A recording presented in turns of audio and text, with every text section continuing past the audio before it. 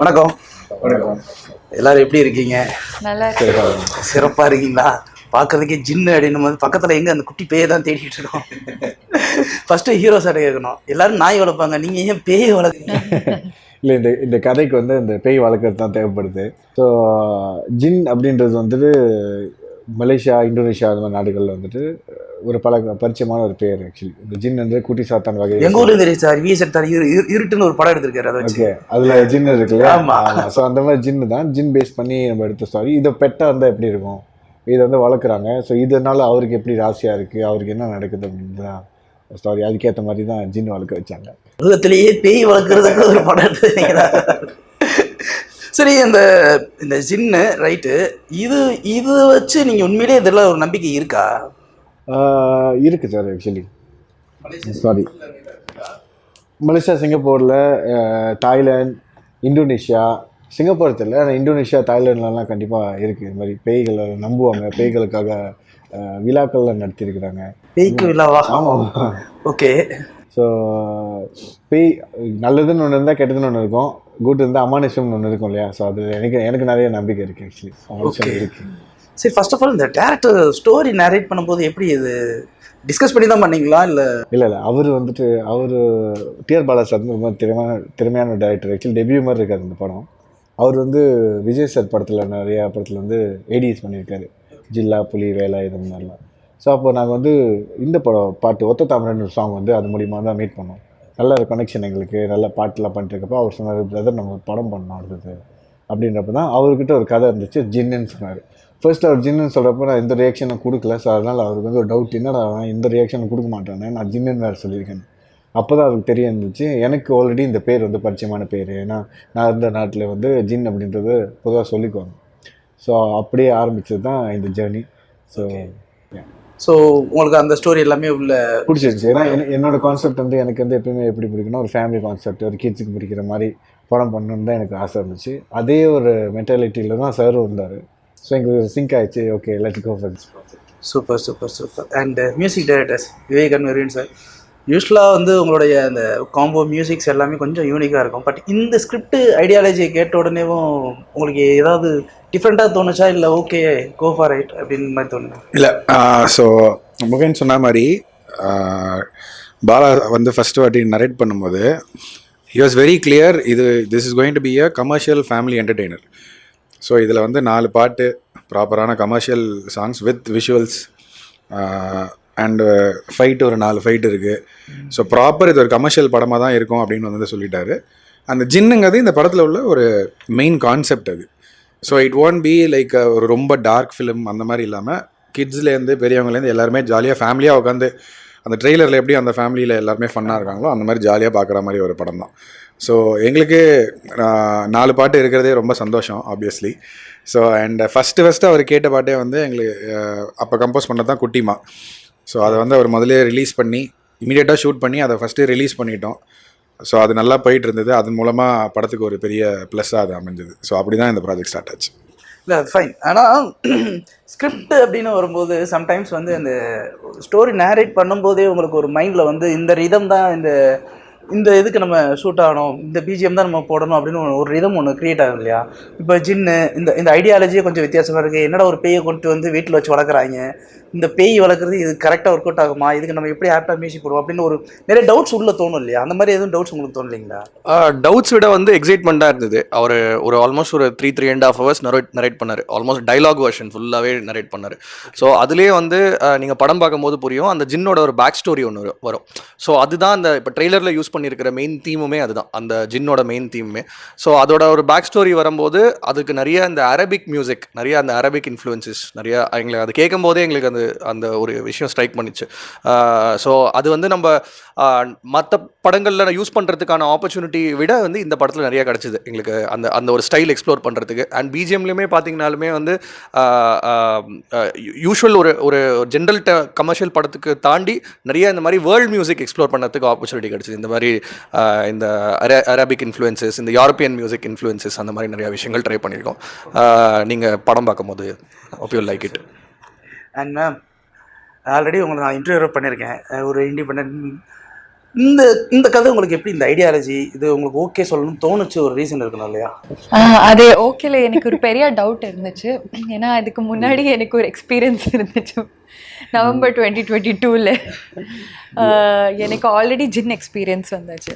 என்னங்க எல்லாருமே ஒரு எக்ஸ்பீரியன்ஸ், சின்ன எக்ஸ்பீரியன்ஸ் இருக்கு. இந்த இன்டர்வியூ முடிக்கும் போது உங்களுக்கு ஒரு எக்ஸ்பீரியன்ஸ்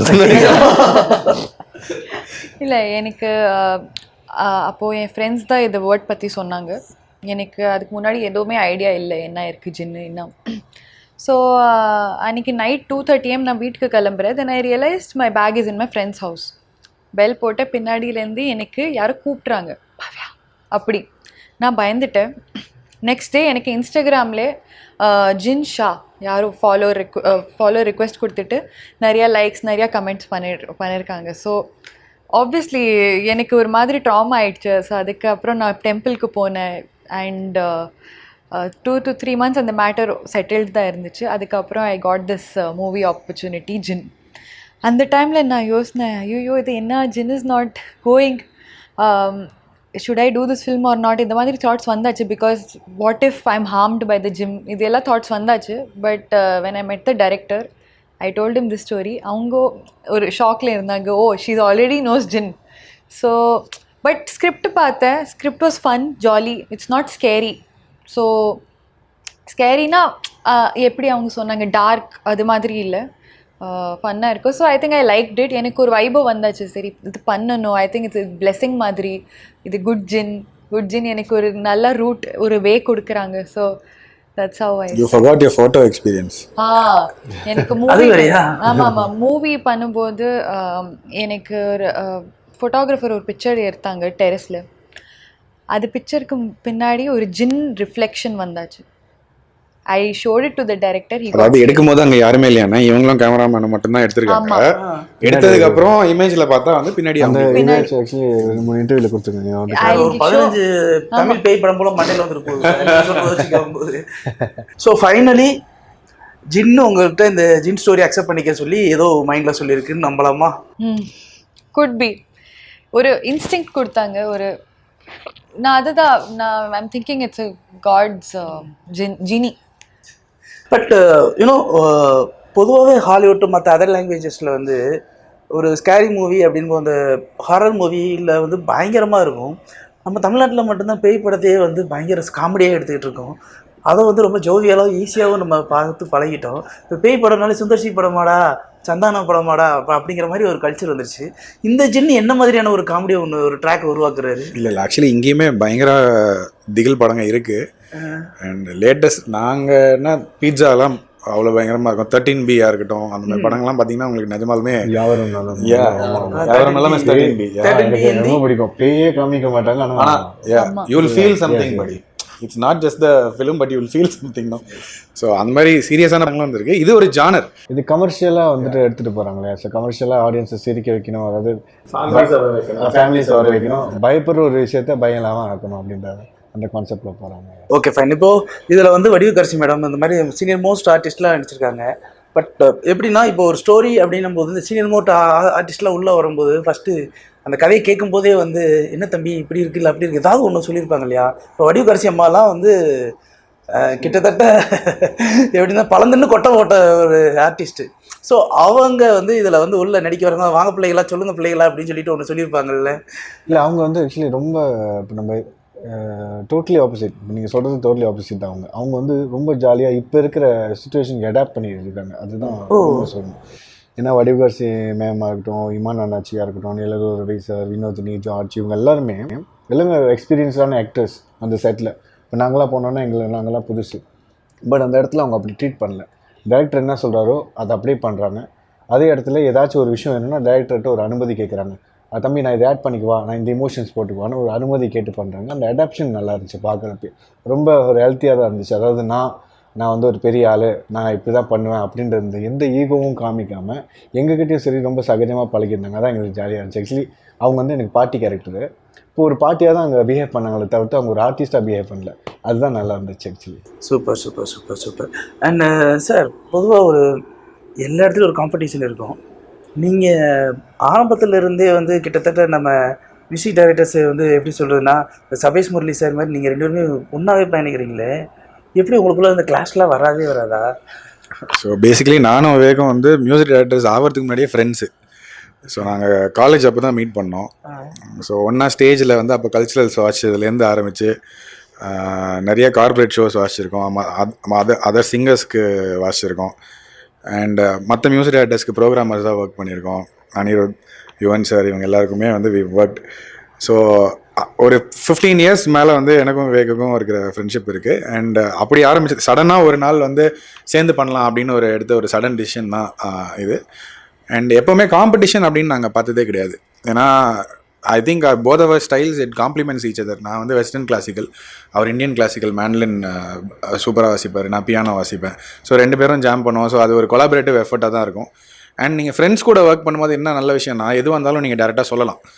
இது நல்லா இருக்குது நல்லா இல்லைங்கிறத வந்து நீங்கள் சுற்றி வளைக்கவே தேவையில்லை. டைரெக்டாகவே நான் சொன்னாலும் ஒரு it's going to be constructive criticism, அவர் சொன்னாலும் அது அப்படி தான். அண்டு எங்களுக்கு 2 பேருக்கு ஒரு என்ன பாலிசினா, ப்ராஜெக்ட்டு தான் வந்து எங்கள் 2 பேரை விட ப்ராஜெக்ட்டு தான் நம்பர் 1. ஸோ அந்த சாங்குக்கோ அந்த ப்ராஜெக்ட்டுக்கோ எது கரெக்டாக இருக்கும். சம்டைம்ஸ் 2 ஐடியா வரும் நீங்கள் சொல்கிற மாதிரி, 2 ஐடியாவுமே பண்ணுவோம், வித் த விஷுவல்ஸ் பார்ப்போம், எது பெட்டராக ஒர்க் ஆகுது ஃபார் த ப்ராடக்ட், அந்த ஐடியா தான் நம்ம லாக் பண்ணோம். இதில் நம்ம சொல்கிறது நடந்துச்சா அவர் சொல்கிறது நடந்துச்சா அது முக்கியம் இல்லை. பாட்டு நல்லா இருக்கா, அதுக்கு மக்கள்கிட்ட போய் சேர்ந்துச்சா, அது அவங்கள ஒரு ஹாப்பினஸ் கொடுத்துச்சா, அதை கேட்கும்போது இப்போ கண்டபடி கேட்கும்போது ஒரு ஸ்மைல் வர மாதிரி, வரசாதை கேட்கும்போது ஒரு ஸ்மைல் வர. குலேபா வந்து ஒரு நிறைய கமெண்ட்ஸ் பார்த்தோம், சேடாக இருக்கும்போது இந்த பாட்டு கேட்டால் என் டே வந்து டக்குன்னு நான் மறந்துடுவேன், ஹாப்பி ஆகிடும். இந்த மாதிரி ஒரு மக்கள் கூட எப்படி கனெக்ட் பண்ணுறோங்கிறது தான், அதுதான் மெயின் விஷயமா நாங்கள் பார்க்குறோம். இன்னொரு விஷயம் நோட்டீஸ் பண்ணிங்கன்னா, இவங்க 2 பேர்த்துக்குமே விவேக் மர்வின்றது ஒரு ஆள் மாதிரி தான் தெரியும். எங்கே போனாலும் வந்துட்டு அதுதான் இது கிரேட் மைண்ட்ஸ் திங்ஸ் லைக்னுவாங்களே. ஸோ நீங்கள் கேட்ட கேள்விக்கு தான், ஒருவேளை இவர் தனியாகவும் அவர் தனியாகவும் 2 பேராக 2 மியூசிக் கம்போசர் ஆரம்பத்துலேருந்து அந்த மாதிரி பழக்கப்படுத்தியிருந்தாங்கன்னா மேபி நம்ம கேட்குற கேள்வி நியாயமாக இருந்திருக்கும்.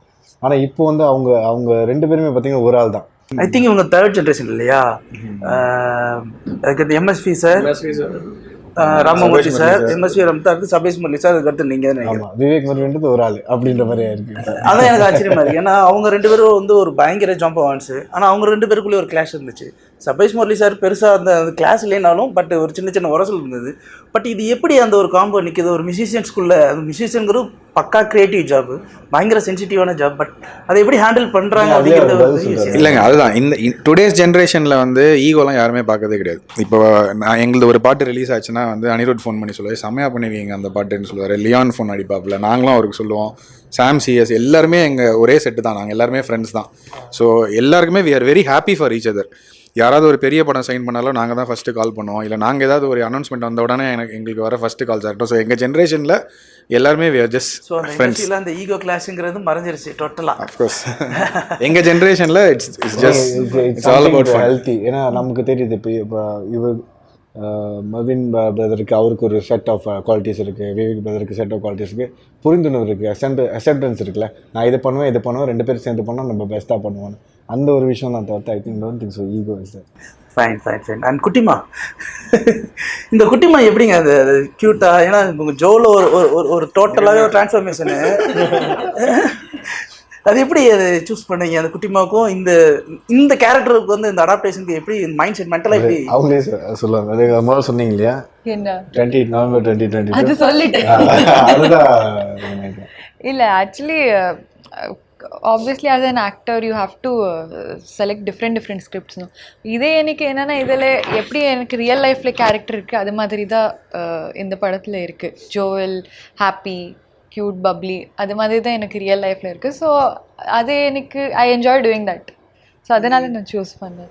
ஓகே, பட் அது பயங்கர வைரல் ஆயிடுச்சுல்ல? ஏன் அது குட்டி மாயா? ஆமாம். இதுக்கு இடையில ஒரு இண்டிபெண்டன்ட் ஆல்பம் கூட ஒன்று பண்ணீங்கல்ல? ஆமாம்.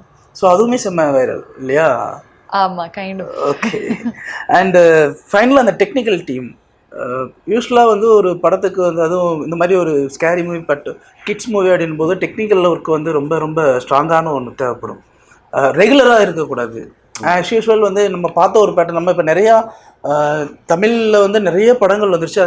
எல்லா படங்களுமே வந்து காமெடி ஹாரர் ப்ளஸ் கிட்ஸ்க்கு உண்டான பேஸ்லேயே தான் வந்துருச்சு.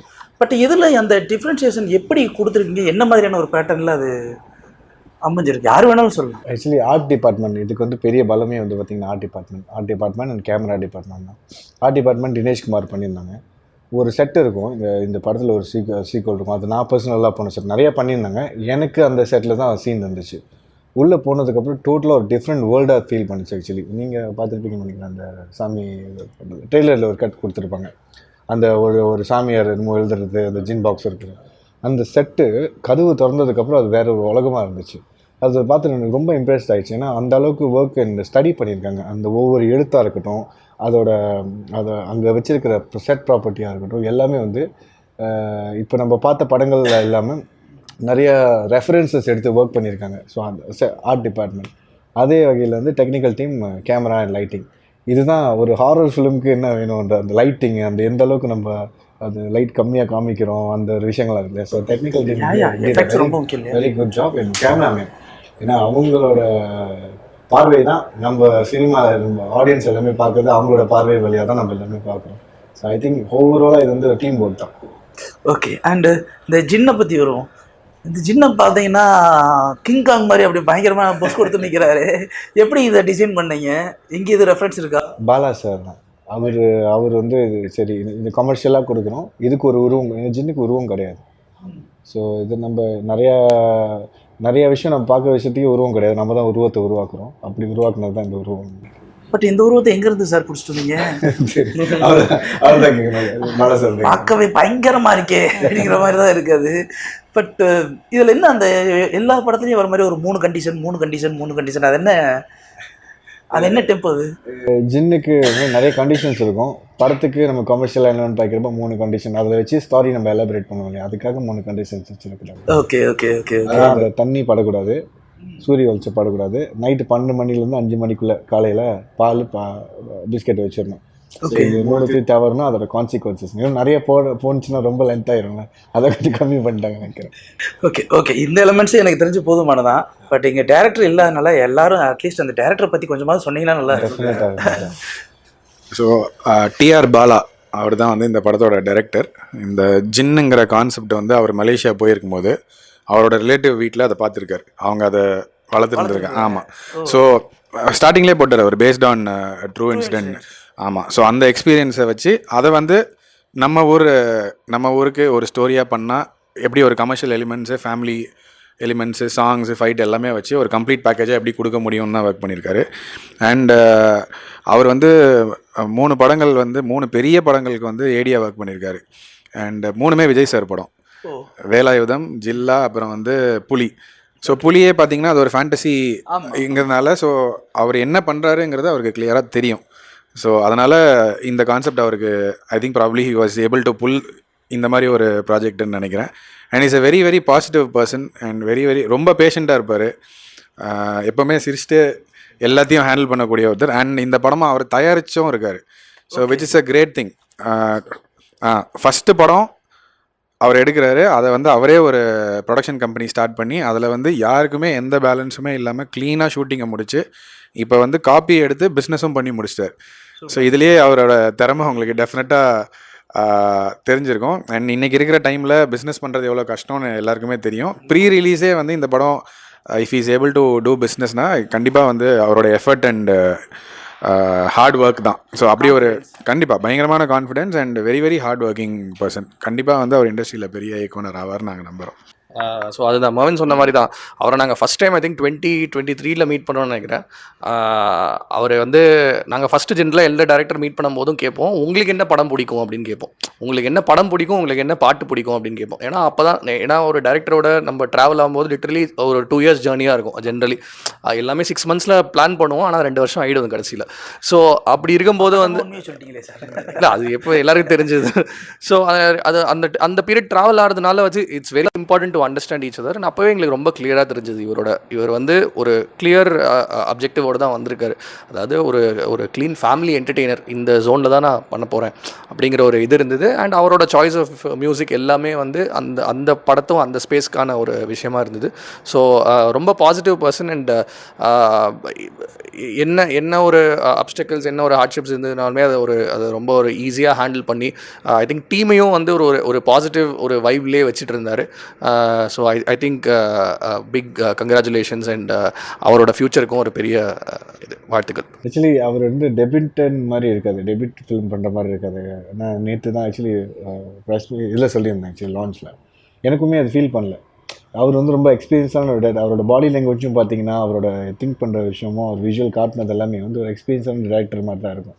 ஒத்த தமிழ் மியூசிக் வீடியோ பண்ணனால என்னன்னு தெரியல, எனக்கு வந்து இப்போ அந்த லான்ச் வரைக்குமே அப்போ தான் ஃபீல் பண்ணது, ஆமாம் டேவிட் டேரக்டர் இல்லை அப்படின்னு. அது எந்த அளவுக்கும் பார்த்தீங்கன்னா அவரே ப்ரொடியூஸ் பண்ணி முருகன் பிரதர் சொன்ன மாதிரி எல்லா வேலைகளும் அவர் பார்த்துருக்காருன்றப்போ ஒரு எக்ஸ்பீரியன்ஸான ஒரு பக்குவம் நிறைஞ்ச ஒரு பர்சனாக தான் நான் பார்க்குறேன். அவர் இன்னும் ஆக்சுவலி நிறைய படங்கள் பண்ண போகிறாரு, பிளான் பண்ணியிருக்காங்க. அதாவது அவரோட கம்பெனி பேர் பார்த்தீங்கன்னா ஃபேரி டெய்ல் பிக்சர்ஸ். இதுக்கு கீழே நிறைய பேய் படங்கள் பண்ணணும். இப்போ ஜின்னு, ஜின் 1, ஜின் 2, ஜின் 3 நிறைய ஸ்கேரி மூவிஸ் பார்க்கலாம். ஸ்கேரி மூவி 1, 2, 3, 4 மாதிரி அவங்க ஸ்கேரியோட கமர்ஷியல் ஃபிலிம்ஸ்லாம் பண்ணணும், கிட்ஸு இல்லை பெரியவங்க வந்து என்டர்டெயின் பண்ணணும் அப்படின்ற மோட்டிவில் தான் இருக்காரு. அண்ட் ஆல்சோ வந்து இப்போ ஜின் இருக்குல்ல, ஜின் 1, ஜின் 2, ஜின் 3 அப்படின்ற ஒவ்வொரு ஸ்டாரி, ஒவ்வொரு ஃபேமிலியில் நடக்கிற கதைகளாக எடுத்துகிட்டு போகணும் அப்படின்றது அவங்க ஆசை. சூப்பர் சூப்பர், கண்டிப்பாக நிறைவேறும். அண்ட் பவ்யா? ஸோ நான் செட்டில் அவங்களுக்கு ஒரு வாட்டியும் ஆங்கரில் பார்க்கல, ரெஸ்ட்லெஸ்னஸ் அதில் பார்க்கல. காமாக இருப்பாங்க,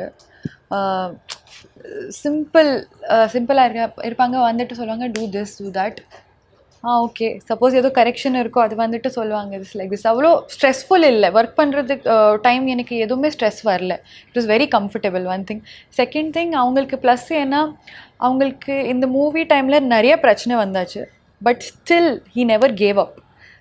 That I really loved about him, that he's an amazing, he's not a, he will not give up very soon. Dedication nalla irukku, and definitely I feel the way he's worked hard, he'll definitely get a good name.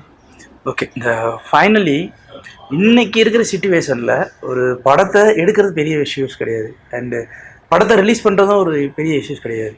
ஆனால் படத்தை மக்கள் வந்து பார்க்க வைக்கிறதுங்கிறது ரொம்ப ரொம்ப ரொம்ப toughest job. அவங்கள கூப்பிட்டு உட்கார, ஏன்னா இன்றைக்கி படம் பார்க்குறதுக்கு நிறைய ஆப்ஷன்ஸ் இருக்குது. ஸோ அதை தாண்டி அவங்க தேட்டரில் ஏன் வரணும் அப்படிங்கிற ஒரு கொஸ்டின்ஸ் இருக்குது இல்லையா? ப்ராக்டிக்கலி நம்ம பேசணும்னா, இப்போது இந்த படத்தை பார்க்க வைக்கிறதுக்கு, ஜின் படத்தை பார்க்குறதுக்கு எதுக்காக பார்க்க வரணும்? அண்ட் இன்றைக்கி இருக்கிற இந்த கிரிட்டிக்கல் சிச்சுவேஷனில் நிறைய காம்படிஷனாக நிறைய படங்களும் வரும். அதில் மெயினாக இந்த படத்தை ஏன் பார்க்க வரணும்? யார் வேணாலும் சொல்லணும். ஐ திங்க் இது ஒரு ப்ராப்பர் ஒரு ஹாலிடே சம்மர் என்டர்டெய்னர் அந்த மாதிரி ஒரு ஸ்பேஸில் இருக்கிற படம். அண்ட் இது வெறும் ஹாரர் மாத்திரம் கிடையாது, இதில் எல்லாமே இருக்குது. காமெடி, ஃபேமிலி, இமோஷன், ஆக்ஷன் எல்லாமே இருக்குது. அண்ட் இது நீங்கள் வந்து ஒரு ஃபேமிலியோட வந்து ஒரு 2 hours வந்து ஒரு குவாலிட்டி என்டர்டெயின்மெண்ட் பண்ணிட்டு பார்க்கலாம். சார் சொன்ன மாதிரி தான், இட்ஸ் கொமர்ஷியலாக ஸ்கூல் ஹாலிடேஸ்க்கு ஏற்ற ஒரு படம் தான். ஆக்சுவலி பார்க்க வரத்துக்கு என்ன இருக்குது அப்படின்னு கேட்டிங்கன்னா, I think it's end of the day பீப்புளோட ஒப்பீனியன் தான். அவங்க வந்து விரும்பினா மட்டும்தான் அதை கண்டிப்பாக பார்க்க முடியும்.